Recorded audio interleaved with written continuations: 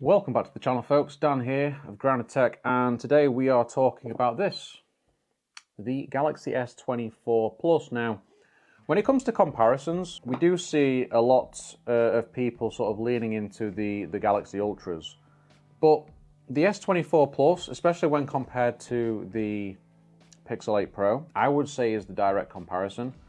I think it's quite unfair that people match up the S24 Ultra to the Pixel. The S24 Plus is in that price range. So that's what we are looking at today. And, you know, I've been using this for about a month now, and there's a number of advantages of the S24 Plus over, say, the Pixel 8 Pro. But there's a lot of downsides as well. So we're going to get into the positives first, then we'll talk negatives. So first up, we have a flat 1440p screen, very nice and bright, really responsive. Really nice to use, and I absolutely love the build of this phone. It's a little bit iPhone 15 Pro like. In fact, I would go as far as saying it's the closest thing to an iPhone that Android's ever got, because this is very similar feel, but obviously it's Android, so it's in my opinion feels better to use than an iPhone.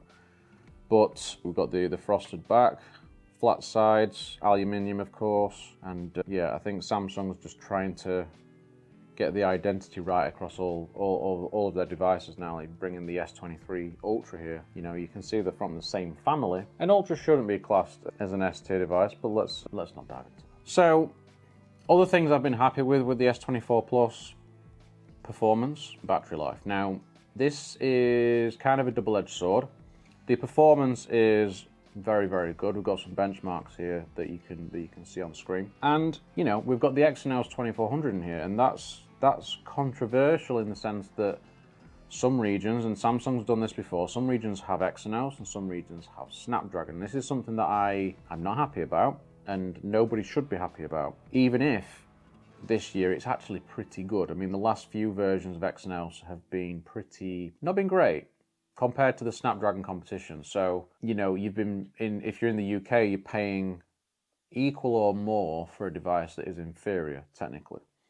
And that's still the case with the S24 Plus, even if the performance now is pretty good, because it's still not Snapdragon 8 Gen 3 level. And that's what you get if you buy the S24 Plus in the States and some other regions. So, for me, one of the other downsides, and this is when you compare it to something like the Pixel 8 Pro, the major downside, cameras. And sometimes I think this is why people lean towards the Ultra, because the Pixel camera is so good, so good, that the Ultra is the only thing that Samsung has that can compete, that the S24 Plus just does not have anywhere near the same amount of background blur, because the sensors are a lot smaller. And this is the same set of sensors that they used on the S23 last year.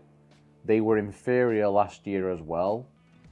And the fact that Samsung didn't upgrade it this year is kind of terrible, and they really need to get on top of that. Now, when it comes to the processing side of things, the images are actually not bad at all. And when you compare to, say, some of the S23 Ultra shots that I've taken by comparison, the processing is definitely better. Colors look better. It doesn't look as washed out in some scenes as well, when you've got a little bit more background light. So they've done a better job on the software. It's the hardware that is really letting down the Samsung S24 Plus. And when you're paying, you know, £1,000 for a phone, you want it to be absolutely spot on in every area. Not that these phones generally are. I think the Pixel's obviously got its flaws. Tensor is the main flaw for the Pixel, even though it's cost £1,000. You know, that is an issue. I think the iPhone 15 Pro is probably the most well-rounded phone at that price, or something that I don't have, the OnePlus 12, which punches well above its weight in pretty much every area. That's something that I'm very interested to get hold of to compare. But the S24 Plus is a little bit, it's difficult to recommend. I mean, you know, I've had no issue using this phone. I've enjoyed using it. I enjoy One UI now, more and more, in fact, and this size of screen is absolutely perfect. It's very similar size to the Pixel, but it just feels that bit better. The finish compared to the Pixel is nice, so you've got that sort of brushed aluminium finish. And it doesn't feel as heavy at the top, which, you know, trades and balances. You know, if you're going for bigger sensors and better camera hardware, you're going to get, you know, these heavier phones, especially towards the top. It's going to be a little bit heavier.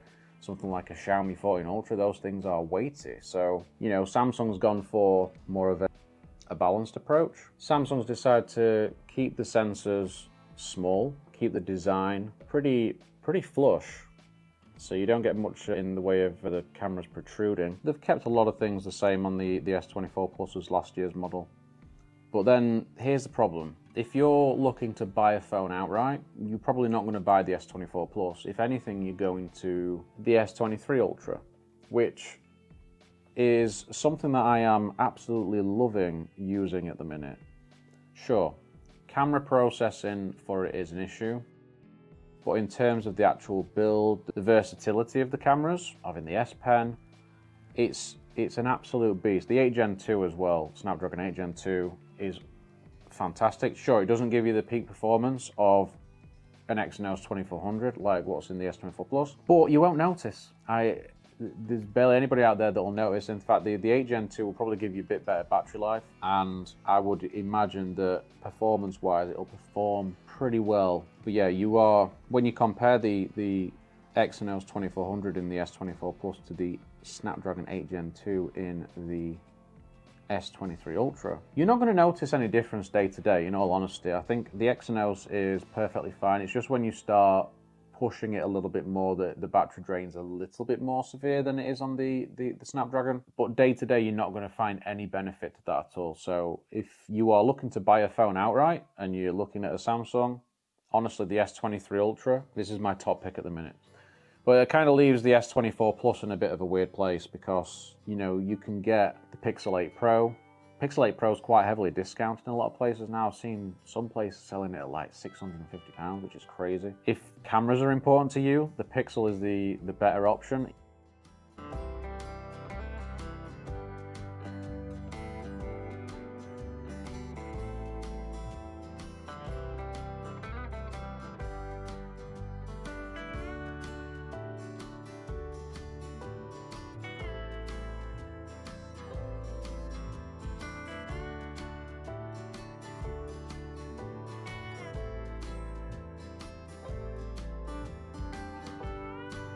Even the OnePlus 12 is a very good option. Out of principle, I wouldn't buy an S24 Plus running an Exynos. Not because the Exynos is a problem. The issue for me is that, as I've said already, we're getting charged more for a product that's worse than the one sold elsewhere.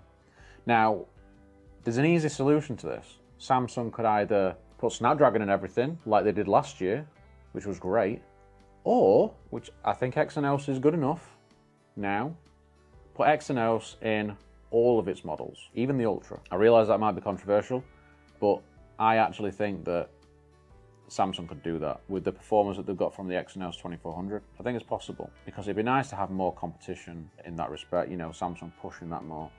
As much as I love my Snapdragons, don't get me wrong, but yeah, for now, the S24 Plus is not something that I can sort of recommend buying this year. If you want a Samsung, if you definitely want a Samsung and you're buying outright, S23 Ultra. It's the easy choice. If you are getting it on a contract, then you might find many places, especially here in the UK, are offering the S24 Ultra for pretty much the same price as the S24 Plus. At that point, it's a no-brainer, which, you know, I kind of feel like maybe that's just them trying to push the Ultra more, which is fair enough, but they are quite different devices. So, you know, keep that in mind as well. S23 Plus, you can also get really cheap. You're talking £500 refurbished, probably like new. So that's half the price of a S24 Plus. So there's good options out there. If you really want camera, there's no beating the Pixel. There's just not. So I would definitely give that a look. It's an interesting price range, that sort of £1,000 mark, because sort of like your S24 Ultras, your 15 Pro Maxes, that sort of thing. And a lot of people just think, well, I might just pay that little bit more just to get those extra features. And then you look at last year's models. Because last year's models were so good, Snapdragon 8 Gen 2 phones, pretty much all of them absolutely fantastic. You know, you can get them for bargain prices this year. It's really difficult to recommend buying one of this year's phones based on AI features. You know, the S24 Plus has the AI features like the S23 Ultra also has those AI features now. So yeah, it's tricky area. And then you've got the OnePlus 12, which, you know, is being sold in the US and that now as well. There's a lot of potential for this. I think Samsung should go back to calling the Ultra the Note and, you know, give a little bit more emphasis to the S range, the actual S range, the S Plus, because the Plus is a great model. I think it's a perfect size for a lot of people. Not everybody wants these super oversized phones, but they still want to have camera hardware. So yeah, some recommendations there for you, Samsung, for the S25 Plus. So that's it. I might have some more S24 Plus videos coming up just to sort of showcase the cameras a little bit more. Let me know in the comments if you'd like to see something like that. But until then, thank you very much for watching. Take it easy, stay grounded. I'll see you soon.